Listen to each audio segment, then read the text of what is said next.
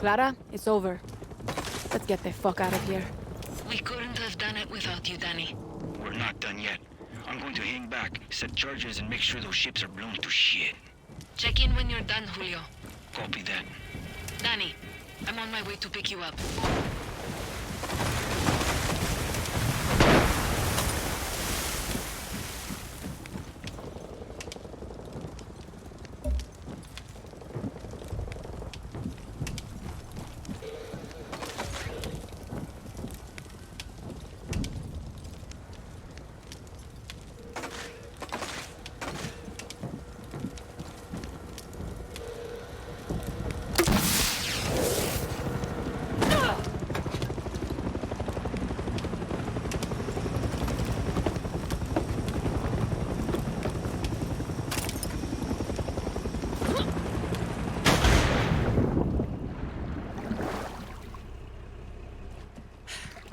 Viva libertad, Danny.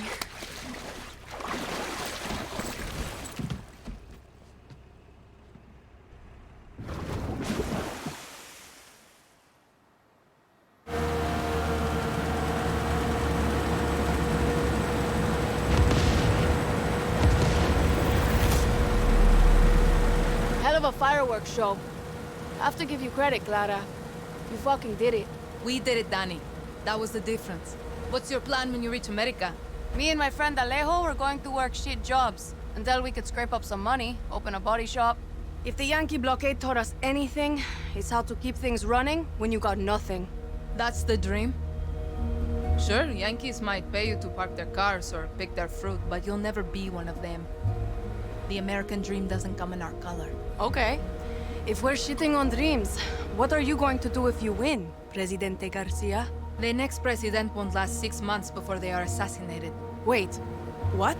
It's the truth. Won't free election solve that? What happened to your list? It's a vision, Danny.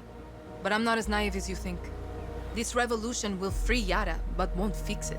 When we take the capital, Yara will be burning. Will be civil war, factions, warlords, foreign-backed coups. Take your pick. Yarans will be killing Yarans for a generation. Uh-huh. This fight will take the rest of my life. Yara is stuck in a cycle of tyranny and revolution. My job is to show us how to break it. This isn't a dream, is it? You have to do this. What makes you say that? No one would choose this. No, Danny. Everyone who follows me, who joins Libertad, chooses this. But you know, I can really see you stocking shelves in one of those giant Yankee supermarkets.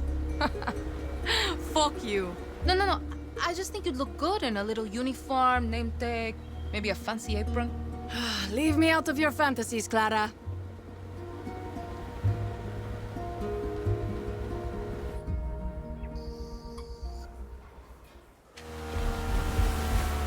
Bienvenidos a mi casa. My favorite guerrillas. I missed my island. Tonight we celebrate. I'm sorry, Jefa. What's wrong?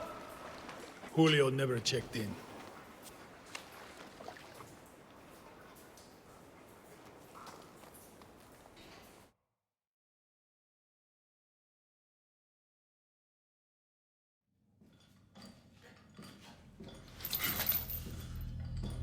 Libertad will kill you fucking Trujans! Traidores! Criminales! Puta. Mio, the difference between a true Yaran and a fake Yaran, it can be hard to see, but it's there. A true Yaran understands that loyalty to country is key to his survival. Not justice, not love, not even family. Loyalty to a vision that looks beyond themselves. Come mierda. Fake Yarans love to be the outcasts. They are addicted to their selfish perversions. Chaos, lies, like wild dogs. But dogs can be broken. They can serve paradise. And if a dog refuses to break, like Julio here, like Clara Garcia, like Libertad, then we must put them down.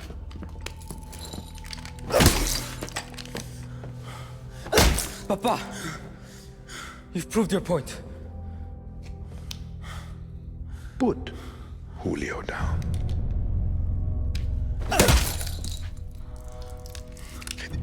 This is a difficult step to paradise, Mio. I understand.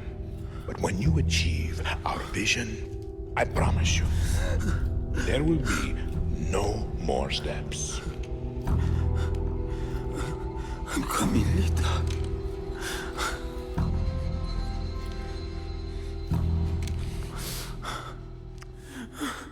Fine. Then, enjoy the show.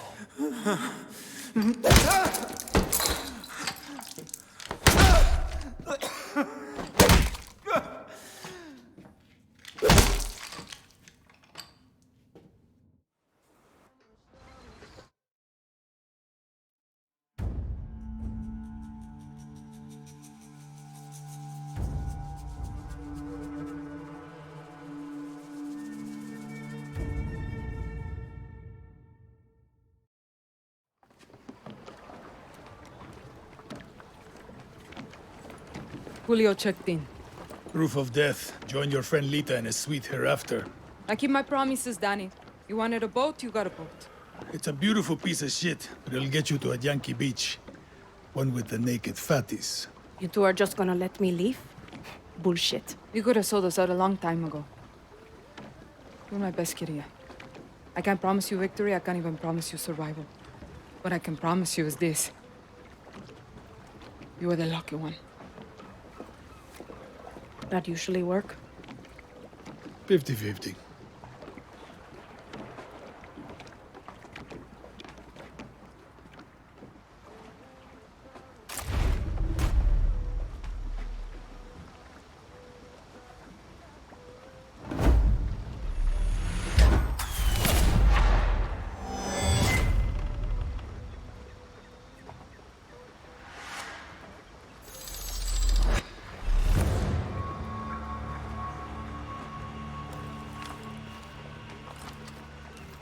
Ni pinga. I bet this fucking boat will sink halfway to Miami.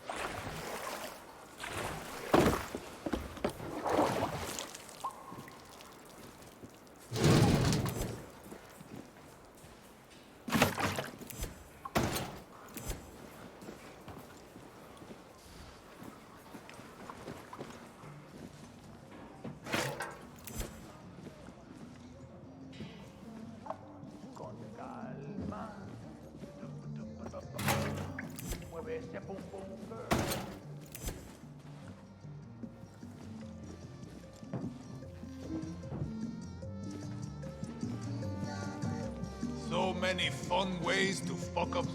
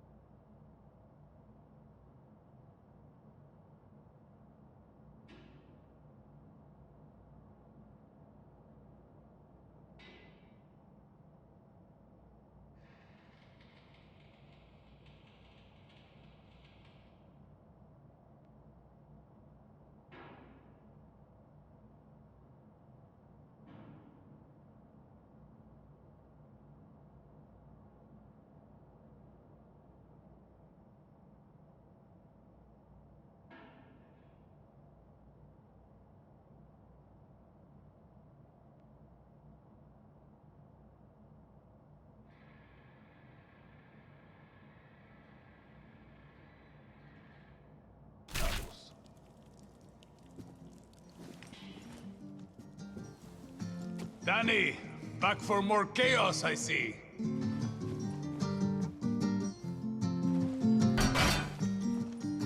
Some call it a Hawaiian shirt. I prefer guerrilla tuxedo.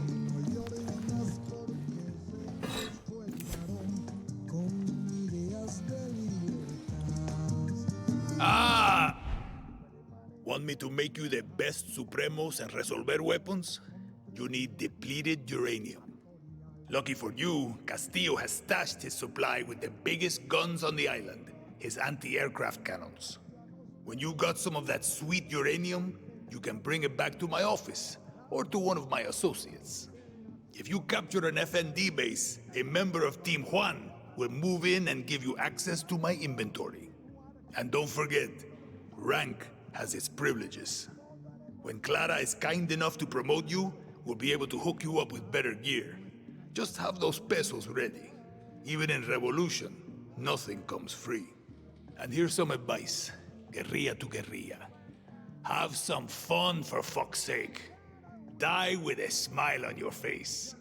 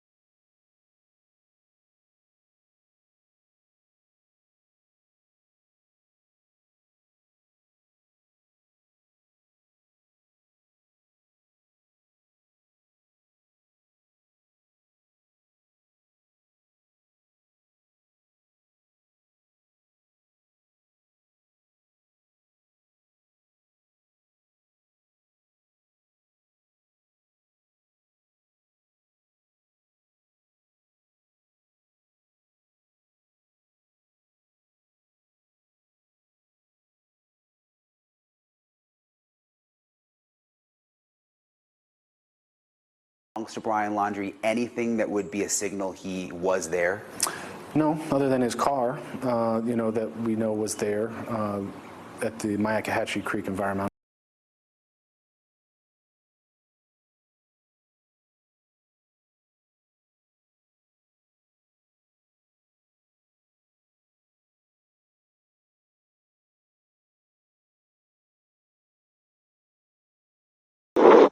Your son is still alive, Mr. Laundrie?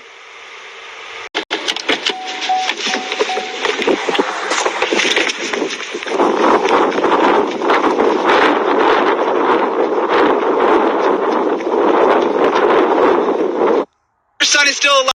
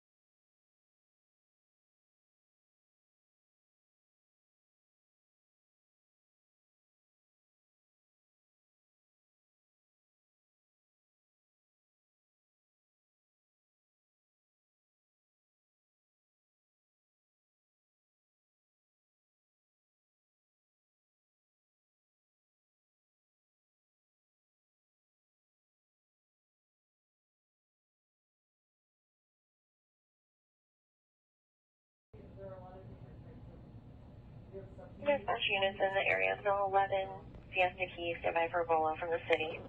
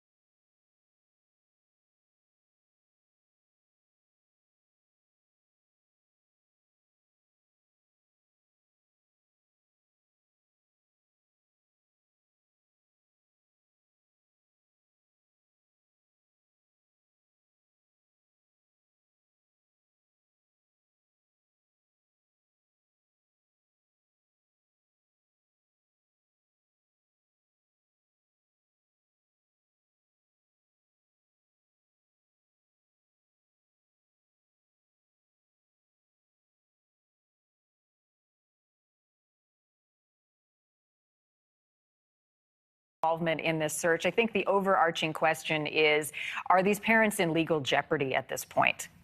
Yeah, good evening, Marnie. Good to be back with you. It's hard to say because we don't know all the facts. Now, to be arrested for being an accessory after the fact, you would have to have knowledge that Brian committed a crime, and then you would have to take actions to prevent his arrest or his punishment.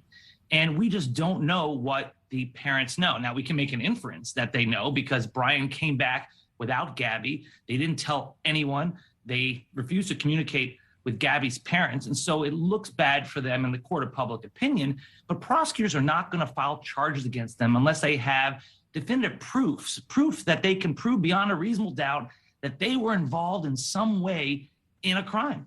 It does make you wonder. I mean, it's been weeks since they were out there looking for their son, along with the FBI and all of these investigators. If at this point, is it possible they were promised immunity if they shared information, if they cooperated? I don't think they were promised immunity. I think that their lawyer may have said to them, hey, go out and talk to the FBI. That's a bit of goodwill because the FBI probably distrusts them based on their silence up to this point. So this could help them avoid a charge of being an accessory after the fact. Interestingly, when they communicated with the FBI about Brian's whereabouts, according to reports, they refused to communicate with the FBI about anything to do with Gabby. So obviously that tells you something. But it's hard to know at this stage what their level of cooperation is with the FBI because the FBI handles these things in secret. All we know is what we saw on camera today. We saw the father go out there.